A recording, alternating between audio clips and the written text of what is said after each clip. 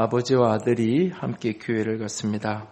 나란히 앉아 기도를 시작합니다.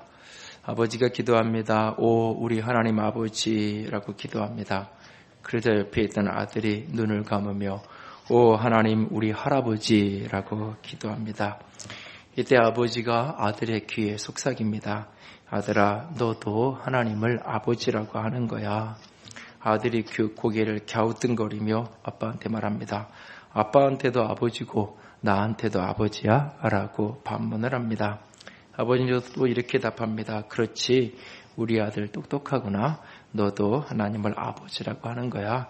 이제 알겠지? 아들이 마지못해 하는 말 그래 알았어 형 이렇게 얘기합니다. 하나님에게는 손자가 없다라고 이야기합니다. 예수님을 구주와 주님으로 영접한 모든 사람에게 하나님의 자녀가 되는 권세가 있다라고 말합니다.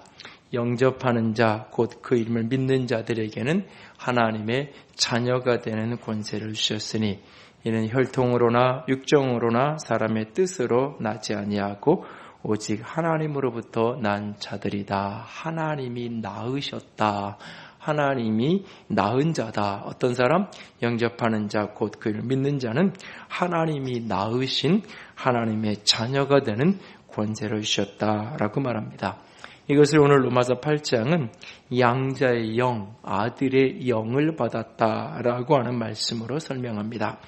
영적 승리의 두 번째 열쇠는 바로 이 양자의 영, 아들의 영입니다. 아들의 영, 곧 양자의 영을 받아 아들의 권세로 살아가는 것이 이김의 또 하나의 소중한 열쇠입니다. 아들의 권세로 말미암아 우리는 예수 안에서 진정한 영적 승리자로 살아갈 수 있는 것입니다. 아들의 영, 곧 양자의 영을 받아 아들의 권세로 살아간다는 것은 무엇을 의미하는 것일까요? 첫 번째로 아들의 권세로 산다는 것은 하나님의 영으로 인도함을 받으며 살아가는 것입니다. 아들의 영으로 받아 하나님의 아들의 권세로 인생을 살아가려면 반드시 우리는 하나님의 영으로 인도함을 받아야 합니다. 아버지가 아들의 인생길을 인도하듯이 진리의 성령은 우리를 진리 가운데로 인도합니다. 스스로 지혜 있다 하지만 어둠 속에 길을 잃어버린 아들을 아버지는 신실함으로 인도하십니다. 아들을 인도하는 아버지의 손길을 붙들고 살아가는 것, 그것은 수치스럽거나 부끄러운 것이 아니라 영광스러운 것입니다. 아들을 아름답게 인도하는 아버지를 가졌다는 것은 소중한 특권입니다. 오늘 보면 14절은 이렇게 말합니다. 무릇 하나님의 영으로 인도함을 받는 사람은 곧 하나님의 아들이라 라고 말합니다. 이 성경 구절을 거꾸로 뒤집어서 역으로 읽으면 하나님의 아들이라고 말하면서 하나님의 영으로 인도받지 못한다면 그것은 심각한 문제를 갖는다라고 하는 의미인 것입니다. 하나님의 아들은 반드시 하나님의 영으로 인도함을 받는 사람이어야 하는 것입니다. 그것을 요한복음 16장에서 예수님은 이런 식으로 조금 다르게 표현하셨습니다.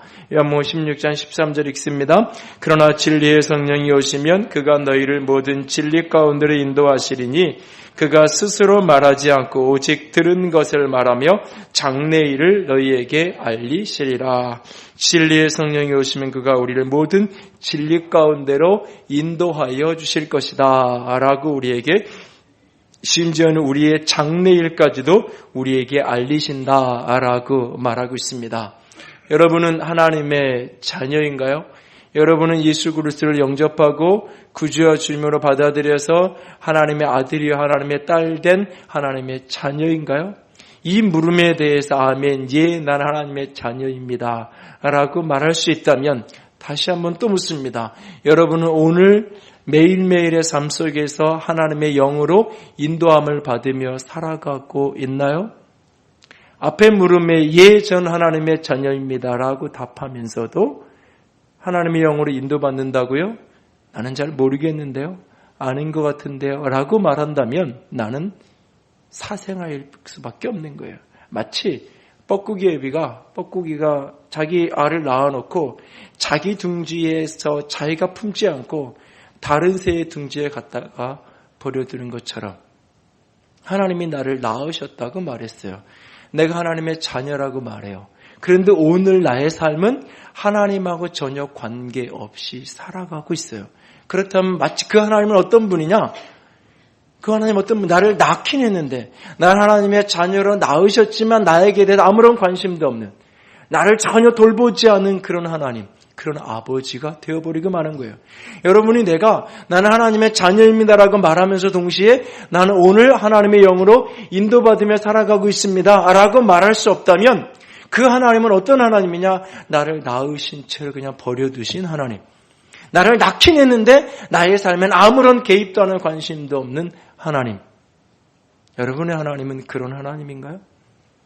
만약에 그런 하나님이 아니라면 우리는 반드시 이 인도함을 받는 문제의 키를 풀어야 합니다. 우리는 반드시 하나님께 인도함을 받으며 살아야 그가 하나님의 아들이고 하나님의 자녀인 것입니다. 그런데 하나님의 영으로 인도함을 받는다, 이 문제를 신앙인들이 이제 인도함을 받는다는 문제를 한 부분적인 이야기로 오해하는 경우가 종종 있는데, 이 인도함을 받는다는 것을 어떻게만 주로 이해하냐면 인생의 갈림길에서 선택의 문제에 있어서 내가 두 회사에서 내가 지원이 왔는데 내가 이 회사를 가야 되느냐 이 회사를 가야 되느냐는 그런 선택의 문제, 내게 선택의 주도권이 있고 내게 선택의 결정권이 어떤 인생의 갈림길 속에서 어떤 선택을 하는 것인지 하나님께 묻는 것, 그래서 하나님께 음성을 듣고 내가 그 길을 걸어가는 것, 그것을 인도하심이라고 말합니다. 틀린 이야기는 아닙니다. 그러나 그것은 인도하심에 대한 성경의 이야기가 100이라면 10도 안 되는 굉장히 극소수의 부분만을 이야기하는 것입니다. 그래서 그런 식으로 인도함을 인생의 갈래길에서 길목에서 무엇인가 A를 선택할 것이냐 B를 선택할 것이냐, 그래서 A를 선택하면 망하는 길이고 B를 선택하면 성공하는 길이고, A를 선택하면 절망의 길이고 B를 선택하면 내가 희망을 기리는 그런 어떤 갈래길 속에서 선택하는 개념으로 인도하심만을 생각하면 인도하심이라는 것이 어떤 운명론적인 예언으로만 곡해되어질 수 있고, 우리가 점쟁이를 찾아가서 기운과 애군을 묻는 것과 별반 다를 것이 없는 개념으로 여겨지는 경우가 참 많습니다. 그래서 인도하심이라는 것을 마치 그렇게 무언가 내가 잘 되는 길을 찾아가는 어떤 그런 여정으로 쉽게 오해하는 경우를 보게 됩니다. 인도함의 요소 속에 물론 그런 부분이 부분적으로 있는 건 맞습니다. 그러나 그것은 굉장히 소수의 부분이고 작은 부분입니다. 인도함의 더 큰 부분은 인생의 길목에서 내가 뭐 선택할 것이냐를 묻는 것이 아니라 매일매일의 삶 속에서 몸의 행실을 죽이고 성령을 따라 살아가는 것입니다. 매일매일의 일상 속에서 그 성령의 인도하심 속에서 몸의 행실, 육체의 정령을 따라 살지 않고 성령이 이끄시는 대로 생명의 삶을 살아가는 것입니다. 그래서 오늘 본문 14절에 하나님의 영으로 인도함을 받는 사람이 곧 하나님의 아들이라는 이야기를 하면서 바로 앞에 문맥에 12절과 13절이 전체적인 문맥적 흐름과 조금 동떨어진 듯한 이야기를 하게 됩니다. 우리는 모두 다 빚진 사람이다, 빚쟁이다. 그런데 우리는 육신에게 빚을 져서 육신을 쫓아 살아야 될 그런 육신에게 빚진 사람이 아니라 우리는 영에게, 성령에 빚진 사람이다. 그래서 우리는 반드시 성령을 따라 살아야 되고 성령에 빚진 자이기에 성령을 쫓아 살아서 몸의 행실을 죽여야만 생명을 얻고 살 수 있다. 그렇지 못한다면, 우리가 영을 따라 살지 않고 몸의 행실을 죽이지 못한다면 우리는 죽게 될 것이다 라고 아주 강한, 영으로서 몸의 행실을 죽이면 산다라고 하는 강한 도전을 우리에게 주고 있는 것을 보게 됩니다. 그러면서 하나님의 영으로 인도를 받는다라고 이야기합니다. 여러분 인생을 가만히 들여다보세요. 자신의 인생인지 타인의 인생이든지 인생 속에서 내가 주도권을 가지고 선택할 수 있었던 문제가 얼마나 되세요? 사실 인생의 대부분은 사실 내가 의지적으로 선택할 수 있는 기회가 있어서 내가 선택한 것이기보다는 대부분 인생의 90%의 사람은 내 선택과 관계없이 내게 어느 날 찾아온 거예요. 그 배를 내가 탈 거냐 말 거냐라고 하는 것은 내가 선택한 거지만 그 배가 풍랑을 만나고 그 배가 침몰될 것은 내가 선택한 일이 아니에요. 내가 선택한 일. 인생의 수많은 사실 내 선택과 관계없이 벌어지는 일이 너무나 많아요. 그 병을 내가 선택해서 내가 그 병에 걸린 게 아니에요. 내가 선택한 게 아니에요. 인생의 많은 경우는 인생의 갈래길에서 내가 주도권을 가지고 선택할 수 있는 기회, 선택할 수 있는 문제 그렇게 많지 않아요. 그리고 그런 일들은 대부분 인생에 아주 큰 획을 긋는 선택일 경우가 많아요. 그래서 인도함을 받는 문제를 인생의 길목에서 이걸 선택하고 저걸 선택할 것이라는 문제로 한정 지으면 인생을 살면서 하나님의 인도를 받아야 될 일들이 그렇게 많지 않아요. 내가 주도적으로 선택할 수 있는 기회가 있는 일도 별로 없고 내가 주도적으로 선택할 수 있는 많은 일들도 굉장히 큰 덩어리의 일들이에요. 그래서 그 일들에서 나름대로 믿음을 가진 사람 하나님께 물어요. 근데 거의 99% 듣지 못해요. 거의 100%에 가깝게 인도함을 받지 못해요. 왜? 일상의 삶 속에서 하나님의 음성하고 전혀 관계없이 살았기 때문에 일상생활 속에서 전혀 하나님의 음성을 듣지 못하고 인도를 받지 못하고 살았기 때문에 인생의 큰 문제, 결혼을 어떻게 해야 되나, 직장을 선택해야 되느냐, 사업장을 어떻게 옮겨야 되는 문제를 아무리 물어도 하나님의 음성은 들리지 않아요. 하나님의 인도를 받지를 못해요. 그래서 사실 대부분은 하나님의 자녀라고 말하면서도 하나님하고 관계없이 살아갈 수밖에 없어요. 심지어는 누군가가 하나님의 음성을 직접 듣고 예언의 영을 갖고 하나님의 직접 듣고 또는 꿈과 계시와 환상으로 하나님의 좀 직접 듣고 이야기해도 잘 안 받아들여요. 왜? 내가 원하는 건 그게 아니었으니까. 나는 이걸 하고 싶었는데 이거 하면 안 된다고 이야기해요. 그러면 안 받아들여요. 하나님의 인도를 받겠다고 이야기하면서 안 받아들여요. 왜?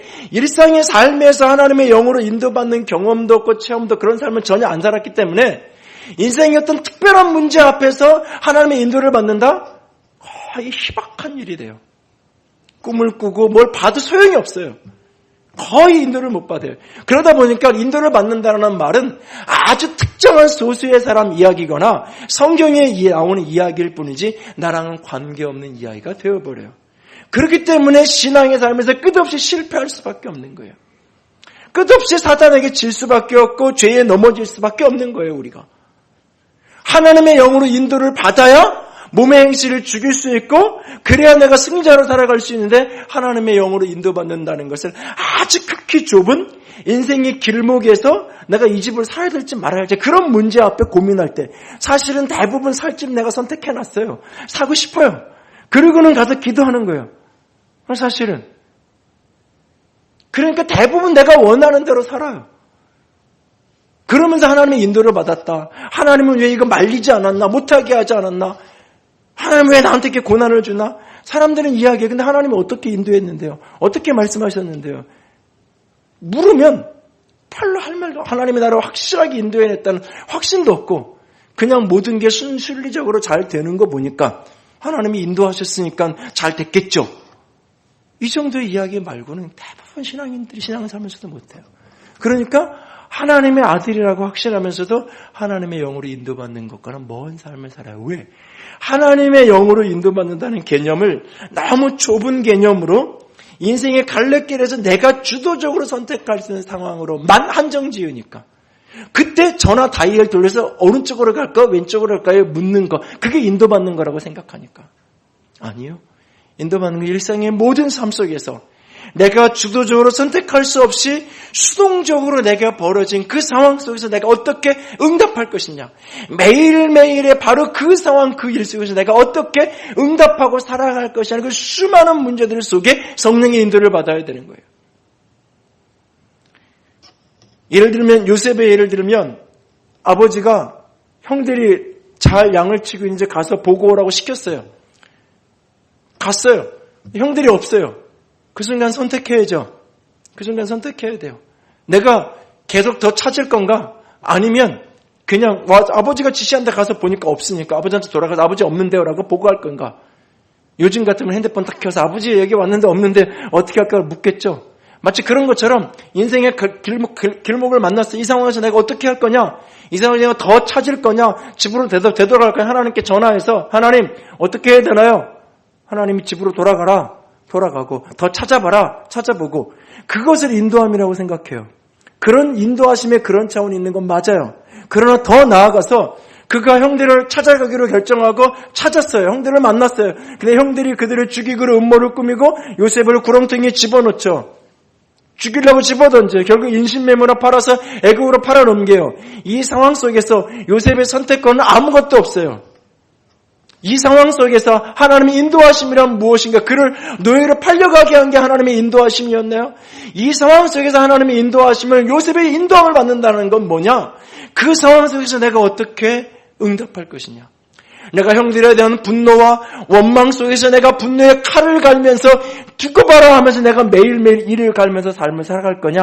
아니, 그럼에도 불구하고 이 상황 속에서 내가 분노를 가라앉히고 원망과 절망을 포기하고 꺾고 그 몸의 행실을 죽이고 오늘의 삶을, 매일의 삶을 신실하게 성실하게, 비록 노예의 삶이지만, 어제도 노예의 삶이고 오늘도 노예의 삶이고 내일도 노예의 삶이지만 그 노예로서의 삶을 신실하게 성실함으로 충성되게 기쁨과 감사 속에서 그 일을 내가 걸어갈 것인가? 그 매일매일의 삶 속에서 내 육체의 욕심을 쫓아 살지 않고 내 몸의 행실을 죽이고 이 속에서 불에도 올라오는 원망과 분노를 꺾고 그 속에서 감사로 기쁨으로 그 삶을 신실하게 살아가는 것, 그 일상을 살아내는 것, 그 속에 하나님의 인도하심이 있다는 사실이에요. 하나님의 인도하심을 자꾸 좁은 문제로 길목으로만 이해하니까 평생을 살면서 인도함을 받아야 될 일이 거의 없는 거예요. 사실은. 그리고 있어도 인도함을 받고 싶은데 잘 모르겠는 거예요. 안 들리는 거예요. 기도하면 된다는데 기도해봐도 잘 모르겠는 거예요. 물어보라 그러는데 그러다 보니까 목회자는 어떤 사람에게 그냥 물어봐서 하는 그게 그래도 인도받는 모습이 되는 거예요. 그러니까 누군가가 보면 총무습은 저거 점쟁이 쫓아다니는 거랑 뭐라 다른가? 못 모르는 사람이 보면 그렇게밖에 보여지지 않는, 그래도 자기 딴에는 인도함을 받는다고 애를 쓰는 모습일 수 있는 거예요. 그러나 인도함을 만나면 그 수준을 뛰어넘는 거예요. 매일의 일상 속에서 지극히 작고 사소한 일 속에서 수동적으로 어쩔 수 없이 내게 직면되는 수많은 일들 속에서 내가 어떻게 이 상황 속에 응답할 것이냐. 이 상황에서 육체가 시키는 대로, 세상이 시키는 대로, 어두움이 시키는 대로, 죄가 시키는 대로 그렇게 살아갈 것이냐. 원망과 좌절과 한심과 슬픔 속에서 인생을 절망하며 살아갈 것이냐. 그럼에도 불구하고 노예의 삶을 희망을 꿈꾸고 소망을 꿈꾸고 그 속에 일하신 하나님에 대한 기대를 포기하지 않냐고 또 일어나서 씨를 심고 또 일어나서 밭을 가는 신실함의 삶을 살아갈 것이냐. 그 속에 내가 성령께서 내 안에서 이끄시는 대로 내가 순종하며 매일매일을 살아내는 거예요. 그의 음성을 들으면서.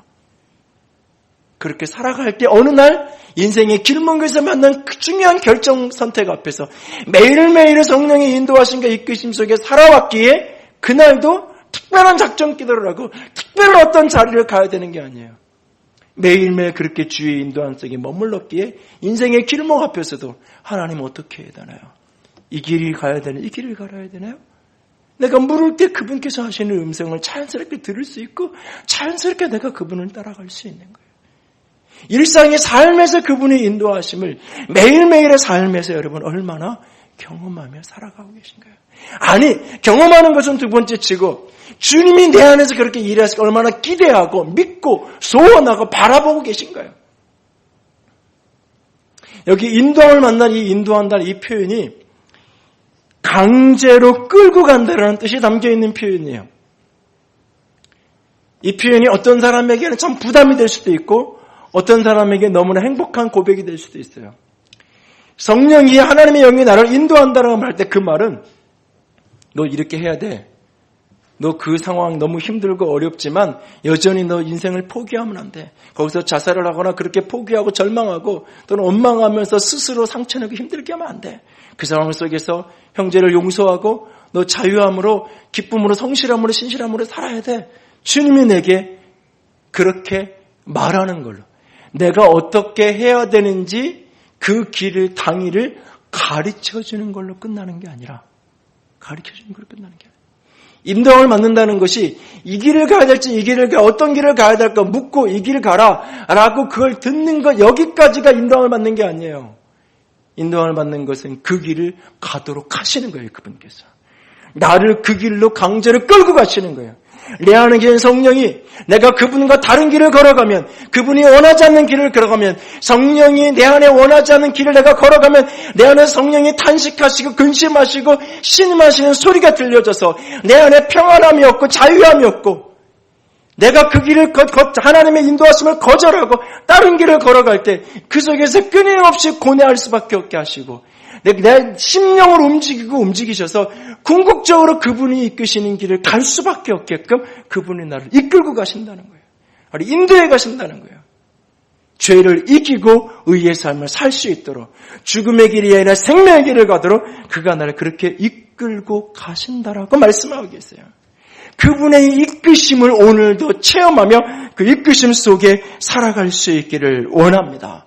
그래서 용서할 수 없는 사람이 용서가 되어지기 시작하는 거예요. 관용할 수 없는 사람, 내가 결심해서 관용이 되는 것이 아니라 어느 날부터 관용이 되어지는 거예요. 남들은 어떻게 저런 사람하고 사냐고 그만 살라고 남들은 이야기하는데, 나도 그렇게 때로는 분노하고 화났던 적이 있는데 어느 날 그분의 영이 나를 이끌어가기 시작하시면서 그냥 한없이, 남들이 보면 한없이 손가락질 받아야 되는 사람인데 내 눈은 한없이 불쌍해 보일 뿐이고 내 눈에는 한없이 안쓰러워 보일 뿐이에요. 그래서 그의 손을 잡아주고 그를 안아주는 것이, 남들이 뭐 어떻게 당신 그 힘든 일을 하냐고 이야기하는데 당사자는 하나도 힘들지 않은 거예요. 아프고 어렵고 고단하지 않은 거예요. 성령이 그렇게 할 수 있도록 이끌고 가시니까. 오늘도 성령이 나를 이끄셔서 오늘도 내가 그를 향하여 분노하지 않고 내가 그를 받아줄 수 있었다고. 오늘도 내가 절망하지 않고 소망할 수 있었다고. 나는 소망해야 돼. 나는 포기하면 스스로 자기 암시를 해서 자기 마음을 다 잡는 게 아니라 성령이 나를 그렇게 이끌고 가시는. 여러분의 중심에, 여러분의 삶에 그 성령의 이끄심이 살아있기를 원합니다. 그 성령의 인도하심이 내 삶의 현실이 되어질 때 우리는 어둠을 능히 이기는 승리자로 살아갈 수 있는 것입니다. 하나님은 영으로 우리와 함께 하셔서 우리를 그렇게 인도하시는 분입니다. 그것을 선지자 예레미야는 이렇게 묘사합니다. 같이 읽겠습니다. 그들이 울며 돌아오리니 나의 인도함을 받고 간구할 때에 내가 그들을 넘어지지 아니하고 물 있는 계곡의 곧은 길로 가게 하리니 나는 이스라엘의 아버지요 에브라임은 나의 장자니라. 주님이 여러분에게 약속하십니다. 넘어지지 아니하고 물 있는 계곡 곧은 길로 우리를 인도하시겠다고 말씀하십니다. 그분이 내 안에서 일하시고 내 안에서 말씀하시고 내 안에서 이끄심에 온전히 붙들려 물이 있는 곧은 길을 걸어가는 주의 백성들이 될 수 있기를 원합니다. 하나님의 아들의 권세란 하나님의 영으로 인도함을 받으며 살아가는 것입니다. 두 번째는 하나님의 아들의 권세는 하나님을 아빠, 아버지라 부르짖는 것입니다. 하나님을 아빠, 아버지라 부르짖는 겁니다. 여기 아빠라는 표현, 개정 한글판 성경엔 아바라고 표현된 이 표현은 영어로 A, B, B, A로 표현되어진 아람어 단어를 그대로 갖다가 이 번역을 하는 게 아니라 그 단어를 그 발음 그대로 갖다 놓은 겁니다. 유대 사회에서 어린 아이가 아빠를 부르는 표현입니다. 예수님도 어린 시절 육신의 아버지였던 요셉을 그렇게 불렀을 것입니다. 그런데 예수님은 이 아빠라는 아주 친밀한 표현을 하나님에게로 가져가고 있습니다. 두 번째 성경 구절인 마가복음 14장 36절을 다 같이 읽습니다. 이르시되 아빠 아버지여 아버지께서 모든 것이 가능하오니 이 잔을 내게서 옮기시옵소서. 그러나 나의 원대로 마옵시고 아버지의 원대로 하옵소서 하시고. 성경학자 요아킨 예레미야스는 이렇게 얘기합니다. 하나님에 대한 호칭인 아빠는 그 소리 자체부터 그야말로 예수님이 최초로 발성하신 것이다. 전혀 새롭고 놀라운 일이 우리 앞에 펼쳐진다. 여기 복음의 위대한 독창성이 있다라고 말합니다. 여러분, 모든 신전을 가보면 신전에서 요구되어지는 첫 번째 덕목이 뭐냐면 조용해야 돼요. 신성함이라는 의미 자체에 거기에 두려움이라는 요소가 같이 들어가 있어요. 함부로 뛰면 안 돼요. 경건이라고 우리가 표현하는 또는 경외라고 표현하는 그 단어 자체의 개념 정의를 더 생각해야 되겠지만 일반적으로 우리가 쓰는 그런 표현에 어떤 신전에 들어갔을 때 그 거대한 신전, 대부분의 신전은 다 거대하고 웅장한, 그래서 그 웅장한 건물 뒤편에 신이 좌정하는 거죠. 그 산 꼭대기에 있든지. 그래서 그 거대한 신 앞에서 우리는 작은 존재로 굴복할 수밖에 없는 존재. 이 세상 어디에 가도 자신이 믿는 신을 아버지라고 부르는 종교는 어디에도 없어요. 기독교 신앙 외에는. 근데 아버지라고 부르는 차원도 더 나아가서 아빠라고 하나님을 부르고 있어요. 더 이상 두려운 존재가 아니에요. 더 이상 거대한 신전을 만들어 놓고 그 앞에 나아가야 될 존재가 아니에요. 두려움과 공포의 대상이 아니에요.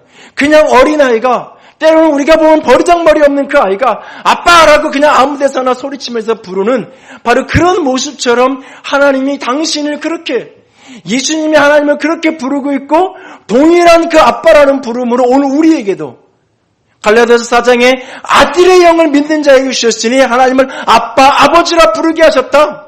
오늘 로마서 8장 15절에서도 다시는 무서워하는 종의 영을 받지 아니하고 양자의 영을 받았으므로 우리를 다 아빠, 아버지라 부르짖는다 라고 말합니다.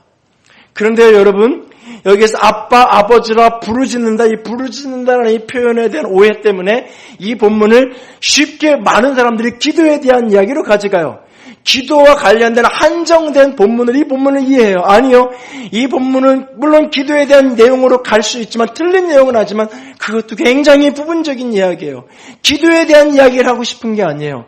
여기서 본질은 하나님을 아빠라고 부를 수 있다는 사실 자체를 이야기하는 거예요. 그렇게 부르라는 이야기를 하고 있는 거예요. 여기에 부르짖는다는 이 표현은 기도라는 말이 아니에요. 이 부르짖는다는 표현을 원문을 해석하면 감정을 담아서 부르는 것. 감정을 담아서 부르는 것. 여러분 드라마나 이런 걸 보면 우리가 참 연기 못한다 그럴 때가 있어요. 똑같은 대본을 읽는데 참 연기. 근데 어떤 사람은 그냥 빠져들어가서 진짜 아이를 잃어버리고 우는 엄마처럼 너무나 강하게 공감되는 그런 경우. 저거 연기다 싶을 때가 있고 저건 진짜 같아 라고 느낄 때가 있어요. 무슨 얘기예요? 거기에 감정이 얼마나 씻겨졌는 얘기죠. 하나님을 아빠라고 부르는데 그냥 형식적인 종교적인 언어가 아니라 미사여구의 그런 표현이 아니라 내 중심에 감정이 담긴 표현을 아빠라고 부르라는 이야기예요. 연기를 하면서 교회에서 총극을 하면서 초등학교 아이가 내가 아버지 역할이고 그 아이가 아들 역할이어서 아빠라고 대사를 할 때 하는 그 마음하고 다르게 진짜 내 아버지에게 보는 그 감정에 실린 그 아빠라 그렇게 하나님을 부르라고 이야기하고 있어요. 에드워드 페렐이 어느 날 하나뿐인 살아계신 80번째 생일을 맞은 삼촌과 유럽의 한 호수 근처에 여행을 갑니다. 여름 휴가로. 생일날 에드워드와 삼촌은 동트기 전에 일어나 말없이 옷을 입었습니다. 그들은 킬링이 호수 호반을 따라 걸어갑니다. 걷다가 멈추어 서서 일출을 지켜봅니다. 한마디 말도 없이 나란히 서서 떠오르는 태양을 똑바로 바라보고 있었습니다. 갑자기 삼촌이 돌아서서는 펄쩍펄쩍 뛰어 내려가기 시작합니다. 빛을 발하듯 밝은 얼굴로 귀 밑에 입이 다 그렇게 가서 붙을 정도로 활짝 웃으면서 덩실덩실 춤을 추고 있는 80번째 생일을 맞은 삼촌을 물끄러미 바라보면서 조카가 말합니다. 서머스 삼촌 정말 행복해 보이시네요. 나 진짜 행복해. 이유를 혹시 말해 주실 수 있으세요? 80세 된 삼촌이 이렇게 말합니다. 아빠가 나를 좋아하셔. 아빠가 나를 좋아하셔. 아바의 자녀라는 책에서 브라넌 매닝은 이 이야기를 인용하면서 이렇게 우리에게 묻습니다. 신학적으로 사랑하실 수밖에 없기 때문에 그래서 하나님이 당신을 사랑하시는 것 말고 솔직히 당신은 하나님이 당신을 좋아하신다고 믿는가? 가슴속에 솔직히 그렇다. 나의 아빠는 나를 아주 좋아하신다라고 말할 수 있는가? 여러분에게 묻고 있습니다. 신학적으로, 교리적으로, 성경적으로 말고 진짜 하나님이 나를 아버지가 나를 좋아하신다고, 사랑하신다고 믿고 계시나요? 믿고 계시나요? 여러분, 제가 제 아이들을 바라보면서요, 제 아이들이 알았으면 좋겠는 것 중에 하나가 뭔지 아냐면, 내가 그 아이들을 얼마나 좋아하는지, 내 아들과 딸을 얼마나 사랑하는지 내 아이가 알았으면 좋겠어요. 근데 여러분, 모르는 경우가 너무나 많아요. 모르는 경우가 너무 많아요. 머리로 알죠. 머리로 알아요. 지식으로 알아요. 근데 모르며 살아가는 경우가 너무 많아요. 목회자로서 목회하면서 교인들이 알았으면 좋겠는 거 하나가 있다면 내가 얼마나 사랑하는지 좋아하는지를 알았으면 좋겠어요. 여러분에게 제가 물으면 다 안다 그럴 거예요. 아니요. 대부분은 몰라요. 대부분은 몰라요. 머리로는 우리 목사님이니까 나 좋아하셔, 나 사랑하셔. 머리로는 아는데요. 잘 몰라요. 이걸 어떻게 좀 알려줄 수 있을까? 제 기질적인 성향과 여러 가지 생활 패턴 때문에 이것을 어떻게 하면 전달할 수 있을까? 참 해보려고 해도 잘 안 되는 숙제 같은. 근데요. 그래서 답답함에 힘들 때가 있는데요. 하늘아버지의 마음은 더하신 것 같아요. 물에 빠진 나를 살리려고 자기 아들을 그 물에 집어넣었잖아요. 그래서 자기 아들 대신 나를 살렸잖아요. 그래서 나를 아들 삼았잖아요. 근데 나는 그분이 나를 사랑한다는 걸 잘 몰라요. 그분이 나를 얼마나 좋아하시는지 잘 몰라요. 그래서 주님이 말씀하시는 거예요. 아빠라고 나를 좀 불러달라고. 감정을 담은 목소리로 나를 아빠라고 좀 불러달라고. 나이 많으신 아버지가 어느 아들을 부르더니 아들아, 아빠라고 한번 불러달라고. 나를 아빠라고, 그냥 아버지, 아버님이 아니라 아빠하고 나를 한번 좀 불러줄 수 있겠니? 너는 나에게 여전히 사랑스러운 아들이라고. 그걸 좀 아들이 알았으면 좋겠어서. 그래서 여러분 오늘 여기에 무서워하는 종의 영을 받지 않았다고 말하는 거예요. 아빠가 나를 얼마나 좋아하고 사랑하는지를 모르면요. 끊임없이 아빠에게 인정받으려고 발버둥치게 돼 있어요, 자녀들은. 자녀들이 부모에게 인정받으려고 발버둥치는 아이들일수록요. 아빠가 나를 얼마나 사랑하는지, 나를 얼마나 사랑하는지 모르는 아이예요. 내가 잘했을 때는 엄마가 사랑하는데 내가 못했을 때는 그렇지 못한 엄마일 뿐이에요. 그러니까 끊임없이 인정받으려고 발버둥치는 거예요. 엄마가 나를 자격 없는 나의 모습에 내 존재만 가지고도 내가 태어난 것만 가지고도 얼마나 행복하고 얼마나 좋아했는지 그걸 모르니까 그걸 알지 못하니까 끊임없이 인정받으려고 애쓰는 거예요. 하나님께도 마찬가지예요. 끊임없이 인정받으려고 애쓰는 거예요. 인정받으려고 애쓰는데 잘 안 돼요. 그러니까 하나님도 나를 싫어하실 것 같은 거예요. 하나님은 끝없이 무서운 분일 뿐이에요. 두려운 존재일 뿐이에요. 나는 인정받기 위해서 애쓰는데 인정받기 위해서 발버둥치는데 나는 그게 안 되는 거예요. 안 되는 내 모습 보면서 또 손가락질할 것이고 또 채찍질하실 것이고 또 벌 주실 것이고 또 책망하실 것이고 징계하실 하나님일 뿐이에요. 그러니까 무서울 뿐이에요. 두려움의 대상일 뿐이에요. 그러니까 인생의 위기를 만날수록 하나님을 찾을 수 없는 거예요. 내가 어떻게 건강할 때도 기도하지 않은 내가 병들었다고 내가 무슨 낯짝으로 기도하겠어요. 내가 잘 나가고 부자였을 때 내가 기도하지 않을까 헌금 한번 내가 제대로 하지 않았는데 내가 사업을 망했다고 내가 빈털터리에 잠깐 새빵 이사 왔다고 내가 어떻게 하나님을 찾겠어요. 내가 회복한 다음에 건강이 회복한 다음에 경제력이 회복한 다음에 그때 내가 떳떳하게 하나님께 찾아가겠어요 라고 말하는 거죠. 왜? 하나님은 내가 잘할 때만 나를 인정하시는 분이니까. 나는 끝없이 그분의 인정을 받아야 될 존재이기 때문에 인정받기 위해서 그분을 찾아가는데 내 모습은 그렇지 못하니까. 그래서 그분이 나를 싫어하실 거고 그분이 나를 외면하실 것이기 때문에 하나님의 그 답답함으로 호소하시면서 너희는 무서워하는 종의 영을 받은 게 아니란다. 너는 내 아들이고 내 딸이란다라고 말씀하시면서 나를 아빠 아버지라고 불러달라고 그분이 얘기하는 거예요. 아빠 아버지라고. 그분이 얼마나 나를 좋아하시고 사랑하는 줄을 알 때 인생의 모든 사람이 다 나를 버리고 떠난 그 순간도 내가 가장 믿었고 사랑했던 사람조차 나를 배신하고 떠나간 그 순간조차도 아빠는 그래도 내 편이죠. 아빠는 그래도 나 이대로 버리지 않으실 거죠. 사람들은 나 손가락질하고 사람들은 나를 비난하고 사람들은 나 정죄하는 그 순간에도 아빠는 나를 다시 일으켜 세우실 거죠.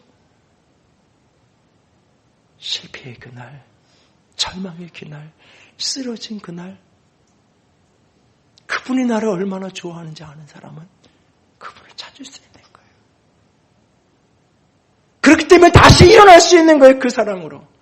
그래서 끊임없이 사단에게 지고 쓰러져도, 끊임없이 패배해도, 끊임없이 죄에 넘어져도 다시 일어날 수 있는 거예요. 그 아버지의 사랑 때문에. 그 아버지의 사랑 때문에. 그럼에도 불구하고 너는 내 아들이라고 말씀하시면서 나에게 아빠라고 나를 불러달라고 얘기하는 그 아버지 때문에 다시 일어나서 내가 또 싸우고 다시 일어나서 또 걸어갈 수 있는 거예요. 그래서 결국은 이기는 자가 되어줄 수밖에 없는 거예요. 그 아빠 때문에, 그 아버지 때문에. 여러분에게 이 권세가 있나요? 여러분이 하나님의 자녀라고 확신하면서 난 하나님의 아들이야 딸이라고 하면서 진정 그분이 내 아빠로 누군가가 알아주고 누군가가 인정해주는 그것이 아니라 그분은 내 모습 이대로 나를 받아주시고 알아주시고 오늘도 그냥 내가 뛰는 것만 가지고도 내가 여기에 머물러 있는 것만 가지고도 나를 좋아하시를 그 아빠라는 사실을 알기에 오늘도 아빠를 부르고 있나요? 내 형편과 모양에 관계없이 내가 잘나고 당당할 때뿐만 아니라 내가 너무 초라하고 내가 너무 작아 보이는 그 순간조차도 여전히 그 앞에 서서 아빠 나 한 번만 도와주세요. 아빠 나 한 번만 다시 일어날 수 있게 해주세요. 아빠 내가 다시 한번 해볼게요. 그렇게 오늘 그분을 찾고 붙들고 있나요? 아빠 때문에 내가 이길 수 있었어요. 아빠 때문에 내가 죄를 이길 수 있었어요. 아빠 때문에 내가 외로운데 견딜 수 있었어요. 아빠 때문에 내가 힘들고 고단하지만 여기까지 이겼어요. 그렇게 그분 앞에 그렇게 붙들고 고백하며 오늘을 걸어가고 계신가요? 그 아들의 권세, 아빠, 아버지라 부르실 수 있는 권세, 그것을 오늘 그리스도 성령 안에서 양자영으로 말미암아 오늘 사용하며 살아갈 수 있기를 원합니다. 그것이 아들의 권세요. 세상을 이기는 열쇠입니다. 세 번째로 하나님의 아들로 자녀로 사는 권세는 하나님의 상속자로 영광과 고난을 받는 겁니다. 하나님의 상속자가 되어지는 것입니다. 아버지는 아들을 인도할 뿐만 아니라 아버지는 나에게 아빠라고 부르라고 이야기하실 뿐만 아니라 너는 나에게 그런 존재라고 그런 사랑스러운 존재라고 말씀하실 뿐만 아니라 너는 나의 상속자라고 내 유업을 이을 자라고 아버지는 우리에게 말씀하고 계십니다. 자녀이면 곧 또한 상속자 곧 하나님의 상속자요 그리스도와 함께한 상속자라 17절에 우리에게 그렇게 말하고 있는 것입니다. 영화 배너를 기억하시나요? 당시 사회에서 입양이라는 것은 로마사의 보편적 문화였어요. 그 배너가 누명을 쓰고 그렇게 억울하게 노예로 팔려가던 그 배에서 자살을 하려는 자결을 하려는 한 로마의 장군을 극적으로 구출해내고 그래서 그 장군이 깨어나서 결국은 배너를 자신의 양자로 삼죠. 자신의 반지를 빼어서 배너에게 끼워주면서 양자로 삼아요. 그렇게 노예로 팔려가던 그가 로마 귀족의 장군의 아들이 되어서 양자가 되어서 로마의 귀족이 되어서 귀족의 반지를 끼고 고향으로 돌아오죠. 그 반지를 빼서 문서에 도장을 찍고 자기 누이와 어머니를 찾으라고 사람들에게 명령하는 장면이 등장합니다. 그렇게 양자가 입양이 되어서 아버지의 권세를 상속하는 문화, 로마사의 보편적인 문화예요. 율리우스 시저가 가이사르가 자기의 혈연적인 아들이 아니라 옥타비아누스를 자기의 양자로 입양을 해서 그를 황제로 세웠던 것처럼 성경의 아구스트라고 표현되는 그 아우구스티누스가 결국은 그의 양자가 입양이 돼서 황제가 되는 것처럼 로마 사회에는 혈연적으로 자기 아들에게 자기 가업을 물려주는 것이 아니라 자기 가업을 자신이 이 가문을 가장 잘 역할을 할 사람을 찾아서 그 사람이 노예여도 양자로 입양을 해서 그 사람에게 모든 것을 물려주는, 그래서 로마 사회의 혈연적인 유산을 물려주는 문화가 아니라 우리 문화랑 정사랑 전혀 다른 그런 문화를 가진 그 상황 속에서 이 양자라는 표현과 더불어서 우리를 상속자라고 표현하고 있어요. 특별히 여기 그리스도와 함께 산 상속자라고 표현하고 있어요. 그리스도와 함께한 상속자. 한 아버지가 1000평의 땅이 있었어요. 세상을 떠났어요. 4명의 아들이 있어요. 그 유산이 상속되어지면 n분을 나눠서 한 사람에게 250평씩 자기 몫이 주어지죠. 근데 아버지가 돌아가시기 전에 그것을 자녀들 넷의 공동명의로 해서 그 아들에게 상속을 시켜줬어요. 그러면 그 1000평은 그 1000평 중에 250평만 내 게 아니라 그 1000평 모두가 내 거죠. 4명에게 다 같이 1000평 모두에 대한 권리가 있는 거예요. 마치 그런 것처럼 그리스도와 내가 함께 상속자가 되었다는 이야기하는 거예요. 예수님이 가졌던 모든 하나님의 아들의 권세에 내가 공동 상속자라는 거예요. 예수님이 가진 하나님의 권세가 따로 있고 양자로 입양된 우리의 권세가 따로 있는 게 아니라 부분적으로 나눠주는 게 아니라 그의 권세가 다 내 권세예요. 예수님이 부활하신 그 부활처럼 우리도 부활하게 될 거고, 부활하신 예수님이 하늘과 땅의 모든 권세를 내가 가졌다고 하는 그 말씀처럼 우리도 하늘과 땅의 모든 권세를 내가 가지고 다스리는 영광의 자리에 우리가 서게 될 거예요. 그분이 저 천국에서 왕 노릇하는 것처럼 우리도 동일한 왕권을 가지고 그와 함께 할 거예요. 예수와 내가 공동 상속자로 모든 하나님의 것을 내가 가졌다라고 말하고 있습니다. 오늘 이 확신, 이 당당함, 이 담대함을 가지고 세상을 걸어갈 수 있기를 원합니다.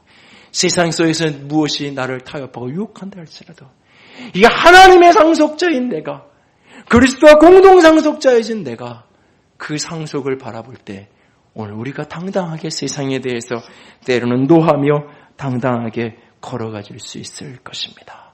양자의 영, 아들의 영으로 말미암아 하나님의 자녀의 권세를 행사하며 살아가십시오. 하나님의 아들인가요? 반드시 하나님의 영으로 인도함을 받으며 살아야 합니다. 하나님의 아들인가요? 반드시 아빠 아버지라 그분을 나를 얼마나 좋아하신지를 알고 그분을 그렇게 부를 수 있어야 합니다. 그리고 오늘 나는 하나님의 상속자임을 알고 그 유업을 이룰 자로서 당당하게 이 땅을 살아가야 합니다. 존 비비어 목사님의 한 체험을 이렇게 기록합니다. 덴버에서 콜로라도 스프링스 가는 비행기를 기다리고 있습니다. 30분 정도 비행기 타면 되는 짧은 거리를 비행기를 타고 가게 되었습니다. 탑승 시간을 기다리는데 시끄럽게 하는 아이가 행복한 비명을 지르면서 시끄럽게 떠들고 다닙니다.